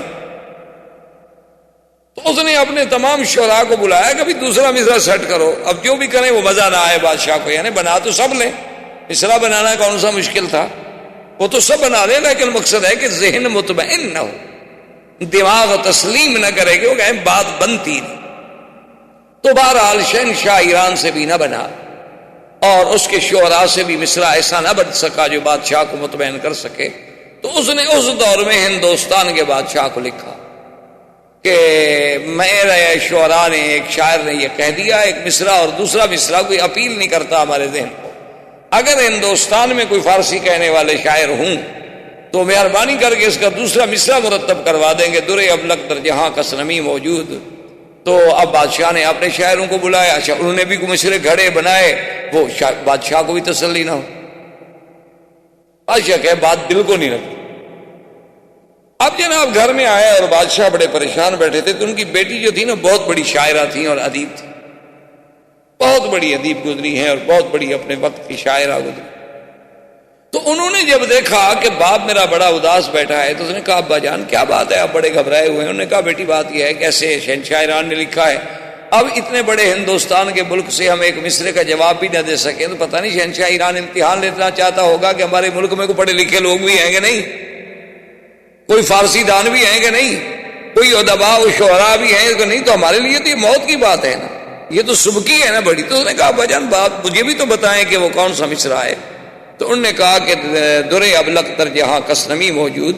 تو انہوں نے کہا کہ ٹھیک ہے ابا جان آپ ایسا کریں کہ آپ تو آرام سے سو جائیں، اللہ کو منظور ہے تو اس کا جواب میں دوں۔ اچھا اب بات شہزادی جو تھی وہ بھی ساری رات زور لگاتی رہی، لیکن ان کو بھی تسلی نہ ہو، مصرے تو بن جائیں لیکن تسلی نہ ہو، دل نہ لگے۔ تو صبح کو جب انہوں نے غسل کیا، بی بی نے شہزادی صاحبہ نے غسل کرنے کے بعد وہ شیشے کے سامنے سنگار کے لیے بیٹھی اور سرما ڈالا، تو ہلکا سا سرما چونکہ تھوڑا سا موٹا سرما تھا اور شہزادی کی نازک سی آنکھ تھی، تو سرما جب ڈالا تو سرما جو ہے اس کے ساتھ آنسو بھی ٹپک پڑا، اور آنسو جب ٹپکا تو اس میں سرما بھی ملا ہوا تھا۔ تو فوراً مصرع یاد آ گیا اس کو، اس نے کہا کہ درے ابلغ در جہاں کس نمی موجود مگر اشک بتان سرما آلود، کہ دنیا میں کوئی موتی جو ہے وہ دو رنگا نہیں ہوتا مگر محبوب کی آنکھ سے ٹپکا ہوا آنسو جو سرما پہنتے ہوئے ٹپکے، وہ موتی جو ہے وہ ابلغ ہوتا، کہ اس میں سفیدی بھی ہے سیاہی بھی ہے، تو ابلغ موتی تو مل گیا۔ تو اب جناب جی ابو زیب النساء نے یہ شعر کہا تو بادشاہ تو جھوم اٹھا نا، جو تو سب کے دماغ کو لگ گئی نا بات کے بعد، عقل سے، دلائل سے، فکر سے، ہر لحاظ سے، وزن سے، باہر سے پوری اتر رہی ہے۔ تو انہوں نے جناب وہ شعر لکھا اور شہنشاہ ایران کو بھیجا، شہنشاہ ایران نے پڑھا تو وہ جھوم گیا، انہوں نے کہا کمال ہو گیا بھائی، ہماری زبان ہے فارسی، ہم تو نہ بنا سکے لیکن ہند کے لوگوں نے بیٹھ کے ہمیں جواب دے دیا فارسی زبان میں۔ تو اس نے فوراً قاصد دوبارہ بھیجا کہ شہنشاہ ہند سے کہ میں آپ کی خدمت میں التجا کرتا ہوں کہ خدا کے لیے جس شاعر نے یہ جواب لکھا ہے وہ مجھے دے دیا جائے۔ اب ایک اور مصیبت بن گئی شہنشاہ ہند کے لیے کہ بھائی اچھا جواب لکھا کہ بیٹی بھی دے دوں۔ اب جناب جب وہ جواب آ گیا، وہ خط آ گیا، اب بادشاہ پھر پریشان ہو گیا۔ بیٹی نے پوچھا کیا بات ہے آپ کو پریشان؟ انہوں نے کیسے ہوتا ہے؟ کوئی ایسی بات۔ تو اس نے اسی شہنشاہ ایران کے خط پہ لکھا کہ من منم مخفی منم بوئے گل در برگ گل، کہ میں اپنے آپ میں اس طرح چھپی ہوئی ہوں جس طرح خوشبو پھول کی پتی میں چھپی ہوئی ہوتی ہے۔ تو آپ کو پھول سونگھنے سے، خوشبو سونگھنے سے کام ہے، پتی چیرنے سے کام نہیں ہے۔ تو لکھ کے صبح بادشاہ دستخط کیے تو بادشاہ ایران سمجھ گیا کہ ان کی بیٹی کا شعر ہے، تو اس نے معذرت کر لی۔ تو ادیب لوگ اس قسم کے ہوتے تھے، فصیح لوگ اس قسم کے ہوتے تھے کہ اشارات کی زبان سمجھ جاتے تھے۔ یعنی آپ جو جہلائے عرب شعرائے عرب، شعرائے جاہلیت عرب کو دیکھیں، یعنی آپ حیران ہوں گے کہ آج تک علماء قواعد یعنی علماء نحو، علماء صرف آج بھی اپنے قواعد کی بنیاد رکھتے ہیں تو شعرائے جاہلیت پر، کہ بھئی فلاں شاعر نے یوں کہا ہے، متنبی نے یہ کہا ہے، فلاں نے یہ کہا ہے، تو اس کا مطلب ہے کہ یہ ترکیب اور اس قسم کا جملہ کہنا ٹھیک ہے۔ اگر یہ ٹھیک نہ ہوتا تو فلاں زمانے کا شاعر ایسی بات نہ کہتا۔ لیکن اللہ نے جب حضور صلی اللہ علیہ وسلم کو قرآن کا معجزہ دے کے بھیجا تو کسی عالم نے کیا اچھی بات لکھی ہے، اس نے کہا کہ قرآن اپنے اندر ایک ایسا معجزہ تھا کہ اگر کسی صحرا میں رکھ دیا جائے اور کوئی بتانے والا بھی نہ ہو کہ یہ کون سی کتاب ہے، تو ہر پڑھنے والے کو اعتراف کرنا پڑے گا کہ مخلوق کی کلام، یہ کسی بندے کا کلام نہیں ہو سکتا، یہ لازماً کسی غیر مخلوق کا کلام ہے، اللہ کا کلام ہے، لیکن یہ کسی انسان کا کلام نہیں ہو سکتا، کیونکہ انسان کے کلام میں یہ نہیں ہو سکتا کہ بیک وقت مدح بھی ہو، بیک وقت ذم بھی ہو، ترغیب بھی ہو، ترہیب بھی ہو، وعد بھی ہو، وعید بھی ہو، اور پھر الف سے لے کر یہ تک ایک اسلوب ہو، ایک ترتیب ہو کہ بظاہر دیکھو تو سمجھ نہ آئے، جب غور کرو تو ایک ایک حرف میں تمہیں موتی ملے، ایک ایک حرف میں تمہیں احکام ملیں، ایک ایک حرف میں تمہیں مسائل ملیں۔ تو اللہ کے قرآن کی عظمت، حضور صلی اللہ علیہ وسلم کی یہ شعرا جب پہنچا تو ابی ذر کہتے ہیں کہ میں نے اپنے اس شاعر بھائی انیس سے کہا کہ بھی تم جا کے پتہ کرو، کوئی کہتا ہے شاعر ہیں، کوئی کچھ کہتا ہے، تم تو بہت بڑے شاعر۔ اور وہ مقابلے 3 دفعہ مقابلے جو تھے انیس شعراء سے جیت چکا تھا، خود اتنا بڑا شاعر۔ وہ مکے میں آ گیا، ادھر سے پوچھا ادھر سے پوچھا، کچھ دنوں کے بعد چلا گیا، ابو ذر سے کہا، لیکن ابو ذر کو اطمینان نہ ہوا، کہا کوئی تم کام کی بات تو لائے نہیں، بس یہی آگے تم نے کہا ہے کہ ایک نبی ہے نام محمد الرسول اللہ ہے صلی اللہ علیہ وسلم، لیکن تم آپ سے ملتے، آپ سے بات کرتے، ان کی باتیں سنتے، پھر فیصلہ کرتے کہ وہ شاعری فرما رہے ہیں یا باقی کوئی اللہ کا کلام ہے، تم تو کوئی اچھی معلومات نہیں لے آئے، اب ایسا کرو کہ تم یہاں کا نظام سنبھالو، میں خود جاتا ہوں۔ ابھی ذر کہتے ہیں کہ میں مکے میں آ گیا اور اکیلا آدمی، کوئی جاننے والا نہیں، کوئی پہچاننے والا نہیں، اور مکے میں بھی میری کوئی جان پہچان نہیں، بنی غفار قبیلے کا میں آدمی تھا، اور مکے میں یہ عالم تھا کہ جو حضور کا نام لیتا تھا مشرکین مکہ اس کو مارتے تھے، کیونکہ اب ابتداء بعثت کے بعد وہ نفرتوں کا، وہ ظلم و جبر کا آغاز حضور کے خلاف ہو گیا صلی اللہ علیہ وعلا آلہ واصحابہ وسلم تسلیما کثیرا کثیرا۔ تو مکے والوں نے اتنی سختی کر رکھی تھی کہ پہلے تو کسی کو بتاؤ ہی نہیں کہ محمد مصطفیٰ کون ہے، اور اگر کوئی پوچھے تو پوچھنے والے کو مار دو تاکہ آئندہ پوچھنے والا جرات ہی نہ کرے، جو نام پوچھے وہ اسی کو مارنا شروع کر دو۔ ابھی ذر کہتے ہیں یہ تو مجھے پتہ چل گیا، اب میں کیسے پوچھوں، جس سے پوچھوں تو مجھے مارے گا، اور پھر میرے قبیلے کا کوئی بندہ مکے میں نہیں رہتا جو مجھے چھڑا لے۔ اور فرماتے ہیں کھانے کو کچھ نہیں، تو فرماتے ہیں کہ پھر میں زمزم پیتا تھا اور زمزم پر ہی میں گزارا کرتا رہتا تھا، اور 3 دن گزر گئے، کوئی راستہ پیدا نہ ہوا کہ میں حضور صلی اللہ علیہ وسلم تک پہنچ سکوں۔ فرماتے ہیں کہ تیسری رات تھی، کعبہ شریف کے میں قریب بیٹھا ہوا تھا، یہاں 2 بت ہوتے تھے مشرکین کے، ایک کا نام اساف تھا اور ایک کا نائلہ تھا۔ یہ دونوں بت تھے، اصل میں یہ دونوں بت بھی نہیں تھے بلکہ ایک عورت اور مرد تھے، نعوذ باللہ ثم نعوذ باللہ۔ انہوں نے اللہ کے کعبے میں آ کے بدکاری کی، اللہ کا عذاب آیا اور دونوں پتھر بن گئے۔ مشرکین مکہ نے ان کو عبرت کے لیے کعبے کے دروازے کے قریب رکھا اور آہستہ آہستہ پوجا شروع ہو گئی اور خود خدا بن گئے۔ تو بہرحال وہ کہتے ہیں کہ میں بیٹھا ہوا تھا کہ 2 عورتیں آئیں، اور دونوں عورتوں نے آ کے اس اساف کو اور نائلہ کو وہ چاٹا چوما، جیسے ان کے طریقہ تھا عبادت کا، وہ شروع کی۔ اور میں اساف اور نائلہ کے قصے تو سن چکا تھا، کیونکہ میرا بھائی تو خود شاعر تھا، وہ ایسی باتیں تو کئی دفعہ شعروں میں لکھ چکا تھا۔ تو میں جب قریب آیا تو میں نے ان سے کہا کہ کون ہو تم؟ انہوں نے کہا تم کیوں پوچھتے ہو؟ میں نے کہا عجیب بات ہے، یہ اساف اور نائلہ ان کو خدا سمجھ کے پوجا کر رہی ہو، یہ تو خود زانی تھے، یہ تو اللہ نے ان پر قہر نازل کیا، انہوں نے بدکاری کی، انہوں نے زنا کیا اور اللہ نے پتھر بنا دیا، تم ان کو بھگوان سمجھ کے پوج رہی ہو، بڑی بے عقل عورتیں۔ تو انہوں نے جب میری بات سننے تو وہ چیختی ہوئی بھاگی۔ میں نے کہا توبہ توبہ توبہ توبہ توبہ، ایسا بھی کوئی آدمی ہمارے خداؤں کو برا کہے، ہمارے خداؤں کو برا کہے، ہمارے خداؤں کو برا کہے؟ تو ایسے چیختی ہوئی بھاگی، حرم سے دور بھاگتی گئی اور چیختی گئی اور یہی شور مچاتی گئی۔ اور آگے آنے والے کون تھے؟ سیدنا محمد الرسول اللہ صلی اللہ علیہ وسلم اور حضرت ابی بکر رضی اللہ تعالی عنہ۔ حضور صلی اللہ علیہ وسلم نے حضرت صدیق سے فرمایا بھی عورتوں کو روکو، کیا بات ہے، کیوں چیخ رہی ہیں، کیوں رو رہی ہیں، کیا بات، ان پر کوئی ظلم ہوا؟ تو حضرت صدیق نے روکا اور پوچھا، انہوں نے کہا جی اور کی بات ہے، اللہ کے کعبے میں آدمی کھڑا ہے اور ہمارے خداؤں کو گالیاں دیتا ہے۔ انہوں نے کہا کون سے خدا؟ انہوں نے کہا اساف و نائلہ کو گالیاں دے رہا۔ تو انہوں نے فرمایا اچھا تم جاؤ، اور آپ نے فرمایا ابو بکر چلو دیکھو تو صحیح، پھر وہ آدمی تو گویا ہمارے کام کا ہوا نا، کیونکہ وہ تو جب ان کو نہیں مانتا تو اس کا معنی یہ ہے کہ اس کے دماغ میں کوئی توحید کا خلل تو آیا ہوا ہے۔ تو فجاء ابی بکر فجاء رسول اللہ صلی اللہ علیہ وسلم، حضرت ابی ذر کہتے ہیں کہ آقا بھی اور حضرت صدیق بھی دونوں میرے پاس تشریف لائے، اور میں اسی جگہ کعبۃ اللہ کے قریب بیٹھا ہوا تھا۔ میں نے پوچھا تو آپ نے کہا کہ اچھا تم اسحاق اور نائلہ کو برا کہہ رہے تھے. اس نے کہا کہ جی ہاں میں کہہ تو میں رہا تھا, آپ کون ہیں؟ فریا رسول اللہ, حضور بڑے خوش فرمایا انا محمد الرسول اللہ, میں ہی وہ اللہ کا بھیجا ہوا رسول ہوں. تو اس نے کہا کہ حضور میں تو آپ سے باتیں کرنا چاہتا ہوں. آپ نے فرمایا اذا رآک کفار قریش نازوک, کہ تمہیں کفار قریش جو ہیں وہ بڑی تکلیفیں پہنچائیں گے. ایسا ہے کہ تم ابھی اپنے آپ کو تو ظاہر نہ کرو, کل فلاں وقت میں ہم آئیں گے حرم میں, اور جب ہم واپس جانے لگے تو تھوڑا دور رہ کر ہمارے پیچھے پیچھے چلے آنا, اور جس مکان میں ہم جائیں اس مکان میں آ جانا, اور پھر وہاں بیٹھ کے بات کریں.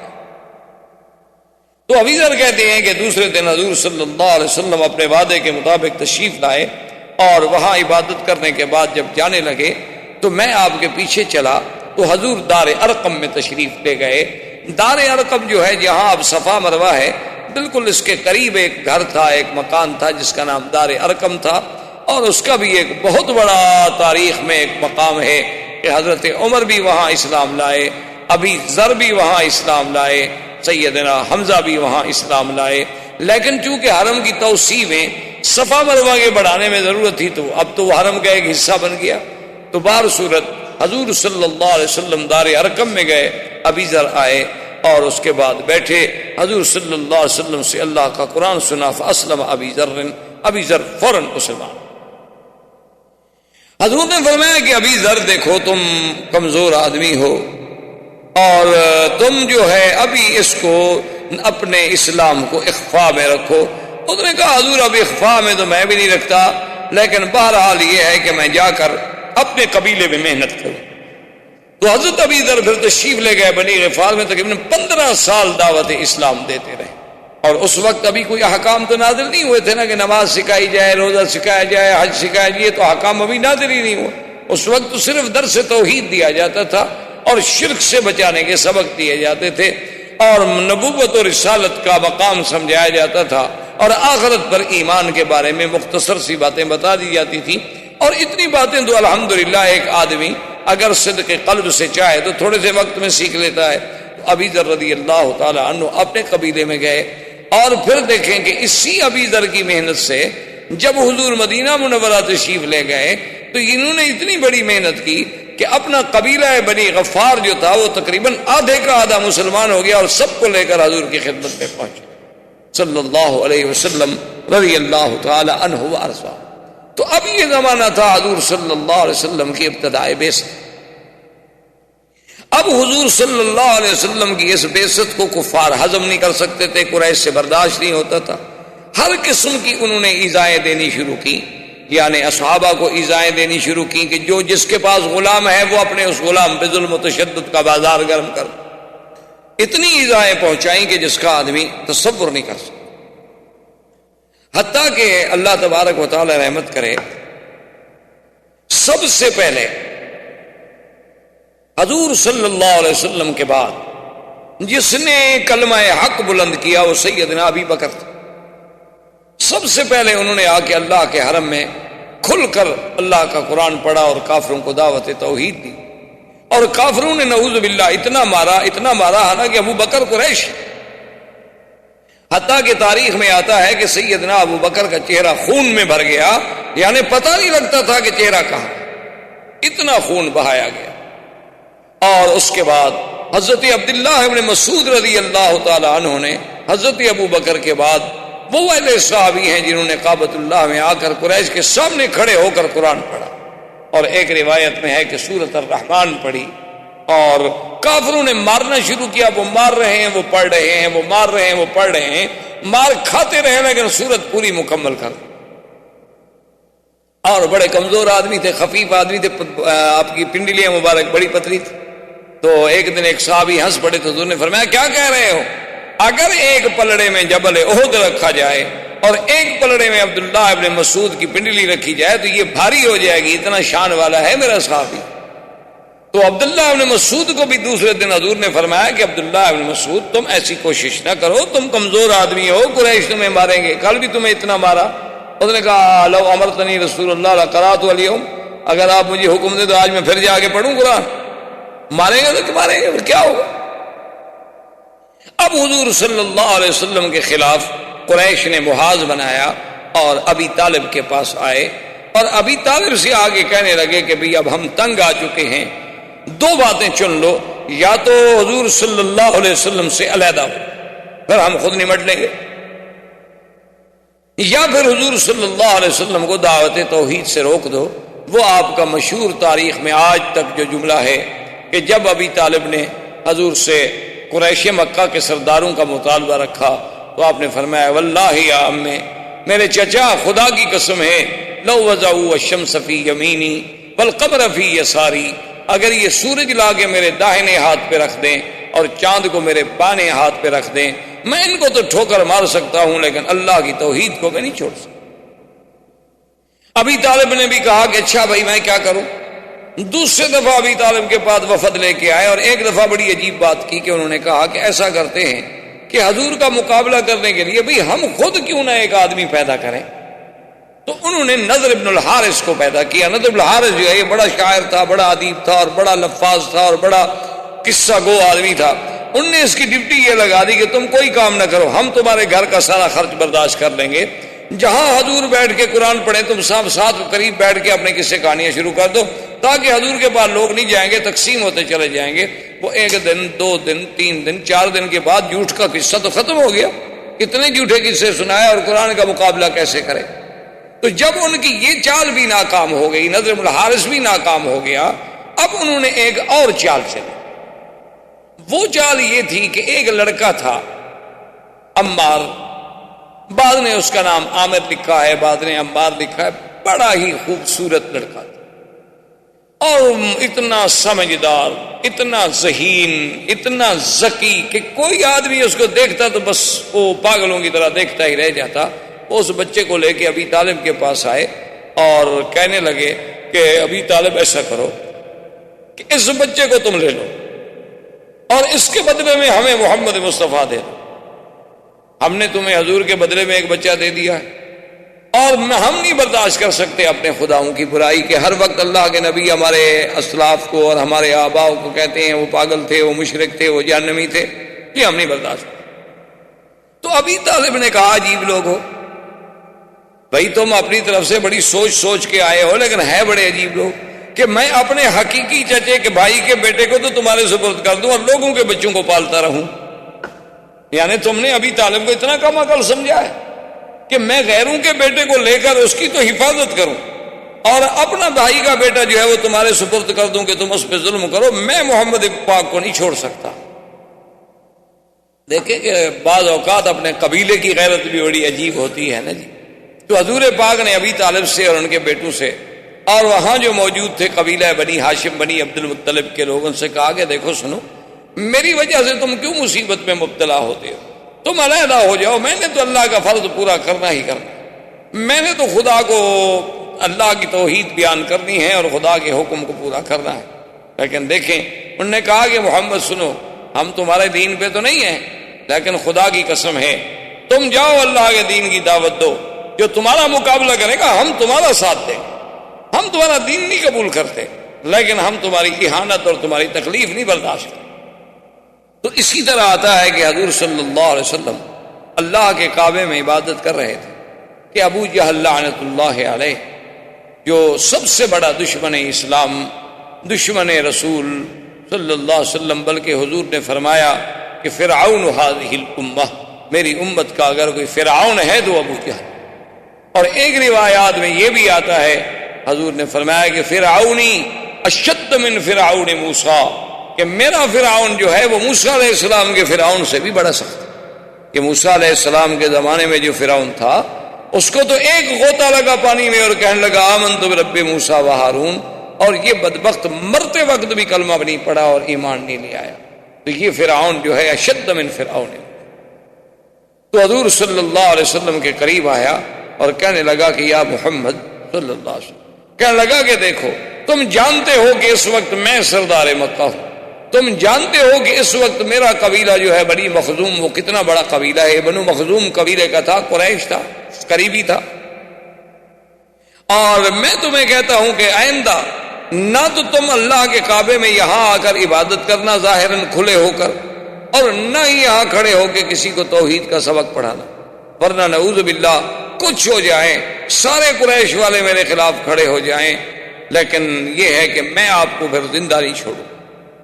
اور اس کے بعد آتا ہے ابو جہل اور بنو مخزوم اپنے قبیلے کو اکٹھا کرتا ہے اور کہتا ہے کہ دیکھو بات سنو، اب میں اس مقام پہ آ گیا ہوں کہ مجھے حضور صلی اللہ علیہ وسلم کی باتیں برداشت نہیں، میں نے فیصلہ کر دیا ہے، تم میری قوم ہو، اگر کل کو میرا ساتھ دو گے تو تمہاری مرضی، اگر میرا ساتھ نہ بھی دو تو تمہاری مرضی، لیکن میں اب حضور صلی اللہ علیہ وسلم پر حملہ کروں گا اور آپ کو زندہ نہیں چھوڑوں۔ تو قبائل میں تو قبائلیت کی بات ہوتی ہے نا، ان میں تو عصبیت جاہلیہ ہوتی ہے، وہ یہ تو نہیں دیکھتے کہ حق کی بات کیا ہو، کہتے ہیں ہمارے قبیلے کی بات ہے، ٹھیک ہے جی ہم تو تمہارے ساتھ ہیں نا، وہ بھائی ہماری قوم کا مسئلہ ہے، برادری کا مسئلہ ہے۔ تو انہوں نے کہا کہ ٹھیک ہے ابو جہل ہم بھی تمہارا ساتھ دیں گے۔ تو ایک روایت میں ہے کہ ایک دن وہ آیا اور اس نے دیکھا کہ حضور صلی اللہ علیہ وسلم اللہ کے کعبے میں نماز پڑھ رہے ہیں، اور پھر میرے آقا کی تو نماز مبارک کی ایسی ہوتی تھی کہ جب آپ سجدہ مبارک کرتے تو وہ سجدہ اتنا طویل ہوتا تھا کہ لوگ حیران ہو جاتے تھے کہ وہ تو 4 نمازیں پڑھنے والا حضور کا ایک سجدہ بھی مشکل سے ادا ہوتا تھا۔ تو حضور جب سجدے میں گئے تو اس ظالم نے ایک بہت بڑا پتھر اٹھایا، اور اتنا بڑا پتھر تھا کہ اگر وہ واقعی کسی پہ گرا دیا جائے نعوذ باللہ تو اس کا سر مبارک جو ہے ختم ہو جائے۔ تو وہ پتھر لے کے آیا اور قبائل والے دیکھ رہے ہیں کہ چلو جی آج ابو جہل اپنا انتقام لینے کے لیے، اور پھر کھلا سفید بالکل ظاہر باہر، کوئی چھپا نہیں۔ تو جب حضور کے قریب گیا تو الٹے پاؤں بھاگا اور وہ پتھر بھی گر گیا، اور وہ یعنی اتفاق ہے کہ بچ گیا، ورنہ اسی پتھر سے خود بھر جاتا۔ اتنا بڑا پتھر اس نے اٹھایا ہوا تھا، اور پاؤں پیچھے، لرزہ بدن پہ آیا۔ تو بنو مخزوم اور لوگ کٹھے ہو گئے، انہوں نے کہا کیا ہو گیا؟ کہنے لگا تم لوگوں نے کچھ نہیں دیکھا؟ انہوں نے کہا نہیں ہم نے تو کچھ نہیں دیکھا۔ کہنے لگا واللہ بینی و بینہ فحل، میرے اور آپ کے درمیان میں فحل کہتے ہیں یعنی بیل جو نر ہو، گائے بیل جو آپ کہتے ہیں نا، لیکن ایسا نر جو بہت بڑا طاقتور اس کو کہا جاتا ہے فحل۔ کہا تم نے نہیں دیکھا؟ وہ تو ایک اژدہا کی طرح ایک فحل تھا، ایک بہت بڑا نر بیل تھا جس نے اپنے انیاب نکالے ہوئے تھے اور مجھ پہ حملہ آور ہوا۔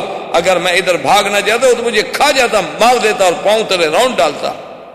تو اللہ تبارک و تعالی نے حضور صلی اللہ علیہ وسلم کو اس کے اس قاتلانہ حملے سے یوں حفاظت فرمائی، لیکن کچھ عرصے کے بعد ابو جہل پھر بھی باز نہ، اس نے آ کر پھر حضور صلی اللہ علیہ وسلم کو للکارا اور کہا کہ یا محمد صلی اللہ علیہ وسلم اما منعتک، میں نے تمہیں منع نہیں کر دیا تھا کہ تم مسجد میں آ کر، اللہ کے کعبے میں آ کر لوگوں کے سامنے کھلے عبادت نہ کیا کرو، لیکن تم نے میری بات نہیں سنی، میں نے تمہیں منع کر دیا تھا، اور آج میں پھر تمہیں آخری بات کہہ رہا ہوں کہ اگر واللہ لرأیتک، نعوذ باللہ اس نے بڑا سخت کلمہ کہا کہ اگر میں آپ کو سجدے کی حالت میں نے اب دیکھ لیا نا تو میں آپ کو کچل دوں گا۔ حضور صلی اللہ علیہ وسلم خاموش، حضور صلی اللہ علیہ وسلم خاموش رہے، اور ابو جہل یہ کہہ کے چلا گیا۔ وما لبث قلیلا، ابھی ایک دن ہی گزرا تھا، دوسرے دن حضور صلی اللہ علیہ وسلم پھر اسی جگہ تشریف لائے اور آ کے عبادت شروع۔ اب جب عبادت شروع کی ابو جہل کو پتہ چلا کہ حضور تو پھر عبادت کر رہے، اس نے کہا میری تو بالکل سبکی ہو گئی کہ میں نے تو کھلا چیلنج کیا تھا، اور اللہ کے نبی کو تو میرے اس چیلنج پر کوئی اثر ہی نہیں ہوا، اور پھر وہ جا کے اللہ کے کعبے میں عبادت کر رہے ہیں۔ تو وہ ظالم جوش میں آ کے وہاں سے بڑھا اور ایک بہت بڑا پتھر لے کے آیا اور کہنے لگا کہ آج تو میں بالکل ہی نہیں چھوڑوں گا، کچل دوں گا۔ جب حضور کے قریب آیا تو اس کے بعد الٹے پاؤں بھاگا اور گرا، چہرہ متغیر ہو گیا، ڈر کے مارے کانپ رہا ہے۔ قبیلے کے لوگ آئے، پوچھا، کہتا ہے واللہ بینی و بینہ خندقا من نار، کہ جب میں آگے بڑھا حضور کے اور میرے درمیان میں ایک آگ کی بڑی بڑی نہر بنی ہوئی تھی، اگر میں ایک قدم بھی آگے بڑھاتا تو مجھے تو آگ جھلس دیتی۔ اور حضور نے بھی فرمایا کہ واللہ لو دنا منی، خدا کی قسم ہے کہ آج اگر ابو جہل میرے قریب آتا لختطف الملائکہ، اللہ کے فرشتے اس کی بوٹی بوٹی کر کے اڑا دیتے، پھر دنیا میں اس کا وجود ہی نہ ملتا۔ تو اب حضور صلی اللہ علیہ وسلم کی زمانے بعثت کا، یعنی آپ کی دعوت کا، آپ کی تبلیغ کا، آپ کے انذار کا، اور کفر کے مقابلے کا، اور کفر کے ظلم و تشدد کا دور شروع ہو گیا کہ ایسے ایسے، اور خدا کی قدرت دیکھیں کہ یہ جو آپ کا 13 سالہ دور ہے مکی زندگی کا، یہ ایک دن کا دور نہیں، 2 دن کا دور نہیں، 4 دن کا دور نہیں، 13 سال 13 سالہ زندگی کا دور اور صبر محض. یعنی آپ حیران ہوں گے. لوگ تو کہتے ہیں نا کہ اسلام تلوار کے زور سے پھیلا. اسلام کیا ہے جی؟ ان کا تو نشانی تلواریں ہیں، بس لوگوں کو کاٹ دیتے ہیں اور کاٹ کے پھینک دیتے ہیں اور یہ کر دیتے ہیں. 13 سال تک اللہ کے نبی نے دعوت کے میدان میں جو تکلیفیں اٹھائی ہیں، جواب کیا تھا؟ صبر محض کے رسول فاصبر کما صبر، فاصبر کما صبر اولو العزم من الرسل. کہ محمد عربی صلی اللہ علیہ وسلم آپ صبر کریں بس. یعنی صحابہ کو انگاروں پہ تڑپایا جا رہا ہے اور حضور گزرتے ہیں تو کہتے ہیں صبر. صحابہ کو نعوذ باللہ یعنی تپتی ہوئی ریت پر لٹا کے اتنے بڑے بڑے کانٹے کھجوروں کے لے کے چبھوئے جاتے تھے اور اسی سے خون نکلتا تھا، پیپ نکلتی تھی، لیکن اس کو حضور پاک کا سبق تھا کہ صبر. تم کچھ دیکھو نا جی، کمزور آدمی کچھ نہ کر سکے تو چلو ایک دفعہ تو تھپڑ مار دے گا نا، اگلا آدمی کیا ہے پھر جو مرضی ہے کر. لیکن حکم یہ تھا کہ فاصبر، صبر، کچھ نہیں کہہ، کوئی جواب نہیں. تو متواتر 13 سال تک مسلمانوں نے اتنی زبردست تکلیفیں برداشت کی کہ جس کا تصور نہیں ہو سکتا. آپ حیران ہوں گے کہ بی بی سمیہ جو اسلام لائی حضور صلی اللہ علیہ وسلم پر، ابو جہل ظالم نے اس سے کہا کہ اسلام چھوڑ دو. بی بی سمیہ نے کہا کہ اب تو میں حضور صلی اللہ علیہ وسلم کا دامن مبارک نہیں چھوڑ. تو پتہ ہے اس ظالم نے کیا عذاب دیا؟ اس نے 2 سرکش اونٹ منگوائے. بی بی سمیہ کے دونوں ٹانگوں میں رسے باندھے گئے، ان رسوں کو اونٹوں کے گلے میں ڈالا گیا اور دونوں اونٹوں کو مخالف سمت میں دوڑایا گیا اور بی بی صاحبہ کا بدن جو تھا وہ 2 حصوں میں تقسیم ہو گیا اور ظالم نے نیزہ مارا جو بی بی صاحبہ کو لگا. یعنی آپ اندازہ کریں ظلم و تشدد کا کہ ایک زندہ انسان کو یعنی یوں پکڑ کے جیسے آپ مرغی کو 2 حصے کرتے ہیں یا کسی بکری کو آپ 2 حصوں میں تقسیم کرتے ہیں، یہ کہہ دینا تو بڑا آسان، لیکن اسی طرح تقسیم کر دیا گیا. لیکن اس وقت بھی ان کی زبان پہ تھا اشہد ان لا الہ الا اللہ واشہد ان محمد رسول اللہ. تو حضور صلی اللہ علیہ وسلم نے یعنی اس سے بڑا کوئی ظلم ہوگا کہ میرے آقا طواف کر رہے ہیں، حالت طواف میں ہیں اور قریش باہر آ کے بیٹھ جاتے، جن کے قریب حضور گزرتے تو وہ گالیاں دینی شروع کر دیتے، جن کے قریب حضور صلی اللہ علیہ وسلم گزرتے تو حضور کی شان میں پھپتیاں کسنی شروع کر دیتے. اس سے بڑا ظلم ہوگا کہ حضور صلی اللہ علیہ وسلم رات کو اٹھ کے اگر تہجد کے لیے آ رہے ہیں تو ابھی لہب کی بیوی جو ہے وہ کانٹے اٹھا کے اور کانٹوں والی لکڑیاں اور جھاڑیاں لے کے ان راستوں پہ ڈال دیتی کہ چلو جب حضور گزریں گے اندھیری رات ہوگی پاؤں رکھیں گے اور نہیں تو کم سے کم کانٹے تو چپ جائیں، کانٹے تو لگیں گے. حضور صلی اللہ علیہ وآلہ آلہ واصحابہ وسلم تسلیما کثیرا کثیرا. اس طرح یہ دور بعثت اور یہ مکی زندگی کا دور کہ مسلمانوں پر اور ایمان والوں پر، مستضعفین پر، اللہ کے نام لینے والوں پر، حضور کا ساتھ دینے والوں پر ظلم و تشدد کا دور ہے. لیکن خدا کی شان ہے کہ آج تک چشم عالم نے ایسے وفاداروں کی پھر مثال بھی نہیں دیکھی، اور آج تک چشم عالم نے حضور صلی اللہ علیہ وسلم کی زبان مبارک میں جو حلاوت اور آپ کی زبان مبارک میں جو تلاوت اور آپ کی زبان مبارک میں جو تاثیر اور آپ کی قرات قرآن میں جو اثر آفرینی، حضور صلی اللہ علیہ وسلم کی یعنی آپ کی وجاہت مبارک اور آپ کے چہرے مبارک میں جو کشش اور آپ کے جمال میں، آپ کے کمالات میں جو جلا تھی، وہ بھی دنیا میں آج تک کوئی اس کی مثال پیش نہیں کر سکتا. اللہ ہمیں حضور کی سیرت پر چلنے کی توفیق عطا فرمائیں اور آپ کی محبت نصیب فرمائیں.